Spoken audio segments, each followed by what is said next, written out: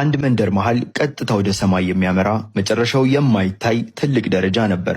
በዓመት 2 ጊዜ ከበርሜል ስም በመምረጥ ወደ ላይ የመውጣት ቀን ያደርጋሉ። መመረጥ ትልቅ ክብር ነበር። የመንደሩ ሰዎች በኩራት እየፈነደቁ ነበር። ከመንደሩ ሰዎች አንድ ሕፃን ልጅ ተመረጠ። እህቱም ጸጉሩን አስተካከለችለትና እንባ እየተናነቀች አቀፈችው። እሷም በተመረጠች ጊዜ እንደገና ታየዋለች። ሽማግሌው ደረቱ ላይ ተጭኖ ለጥቂት ጊዜ መረመረው።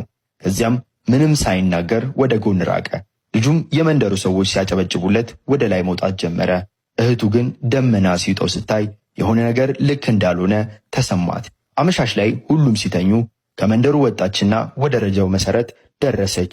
ሳይመረጡ ወደ ደረጃው መውጣት ማለት ከዚህ በኋላ ስሟ ፈጽሞ ሊጠራ አይችልም ማለት ነው። ይህንን ካደረገች ወንድሟን ዳግመኛ ላታየው ትችላለች። ነገር ግን በድፍረት ወደ ደረጃው መውጣት ጀመረች። ተስፋ ሳትቆርጥም ወደ ላይ መውጣት ቀጠለች። መንደሩ ከታች እየተሰወረ ሲሄድ አየሩ በጣም ቅዝቃዜው እየጨመረ ሄደ። የሆነ ትልቅ በር አገኘች። ስትከፍተው አናፍርበትም። በኢየሱስ ሰው በዘመዱ አያፍርም፣ በጓደኛው በትምህርት ደረጃው አያፍርም። በኢየሱስ ከምንም ነገር ጋር ላነጻጽረው አልችልም። ኢየሱስ አንደኛ አይደለም፣ ለአይነት ራሱ አንድ ነው ያለው። ብቸኛ ነው፣ ብቸኛ ነው። የታረደው በግ ብቻውን ነው።